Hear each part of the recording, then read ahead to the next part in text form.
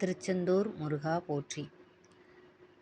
அனைவருக்கும் வணக்கம். இந்த வீடியோ பதிவுக்கும் திருச்செந்தூர் முருகனுக்கும் ஒரு சம்பந்தம் இருக்குது.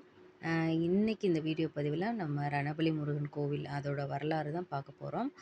இந்த வீடியோ முடிவில் இந்த வீடியோ உங்களுக்கு பிடிச்சிருந்து உபயோகமானதாக இருந்தது அப்படின்னா கண்டிப்பாக லைக் பண்ணுங்கள்.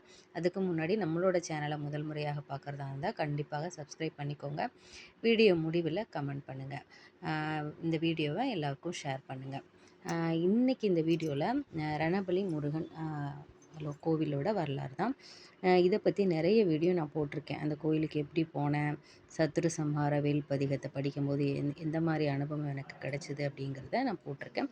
அதை நான் உங்களுக்கு டிஸ்கிரிப்ஷனில் கொடுக்குறேன், நீங்கள் பாருங்கள். இங்கே இருக்கக்கூடிய வேலுக்கு ஒரு முக்கியமான சிறப்பு. ஏன்னா அதை சத்துரு சம்ஹார வேல்னு தான் சொல்கிறாங்க. எல்லா முருகன் கோயில்லையும் முருகனோட கையில் தான் வேல் இருக்கும். ஆனால் இங்கே உள்ள இந்த வேலில் முருகனோட உருவம் பதிச்சிருக்கும். அதுதான் இந்த கோவிலோட சிறப்பு. இந்த கோவில் உருவான வரலாறு என்ன அப்படின்னா, அந்த டைமில் ராமநாதபுரத்தை கிழவன் சேதுபதி அப்படிங்கிற மன்னர் தான் ஆண்டு வந்தார். அவரோட தளபதி வைரவன் சேர்வை. அவர் தீவிரமான முருகபக்தர். அவர் என்ன பண்ணுவார்னா, திருச்செந்தூர் முருகனுக்கு போய் அடிக்கடி தரிசனம் செய்துட்டு வருவார்.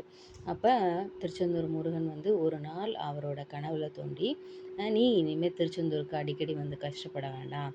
தேவிப்பட்டினத்தில் நவபாஷான கற்கள் இருக்கும் இடத்துக்கு கீழே கண்ணாமுனை அப்படிங்கிற இடத்தில் மேலே கருடன் வட்டமிடும். அந்த வட்டமிடுற அந்த இடத்துக்கு கீழே கடலில் மாலையும் எலுமிச்சை மலமும் மிதக்கும். அந்த இடத்துல கடற்கடியில் வள்ளி தெய்வானையோட நான் சத்துரு சம்ஹார வேலோட இருக்கேன். நீ என்னை கண்டுபிடிச்சி எடுத்து உன்னோட ஊரில் என்னை வழிபாடு செய்து பிரதிஷ்டை செய்து வழிபாடு அப்படின்னு கூறியிருக்காரு. இதே போல் என்ன பண்ணியிருக்காருன்னா முருகன், உத்தரசுமங்கை உங்கள் கோயிலுக்கு சிவன் கோவில் இருக்கு இல்லையா, அதாவது சிவனோட முதல் கோவில் அதுதான். மிகவும் பழமை வாய்ந்த கோயில்.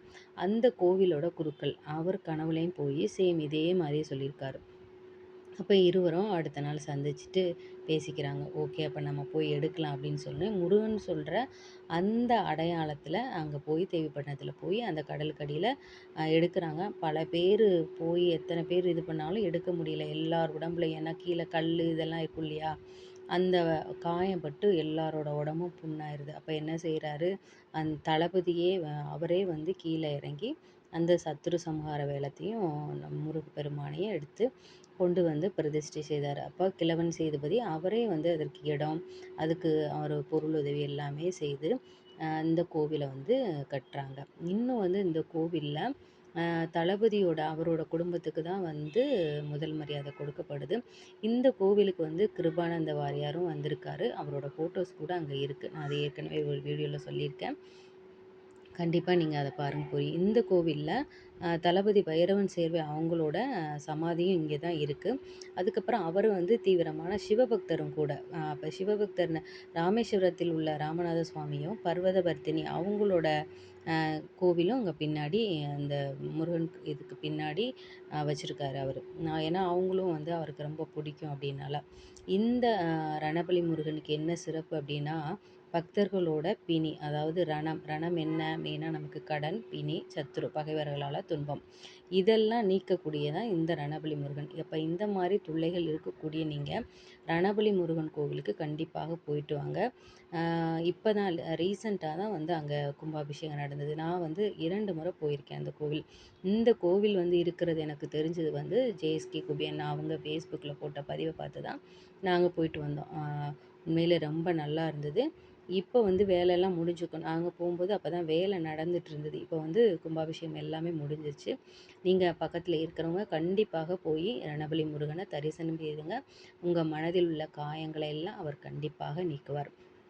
இந்த வீடியோ உங்களுக்கு பிடிச்சிருந்தது அப்படின்னா கண்டிப்பாக லைக் பண்ணுங்கள், ஷேர் பண்ணுங்கள், கமெண்ட் பண்ணுங்கள். இந்த வீடியோ கண்டிப்பாக உங்களுக்கு யூஸ்ஃபுல்லாக இருந்திருக்கும்னு நினைக்கிறேன்.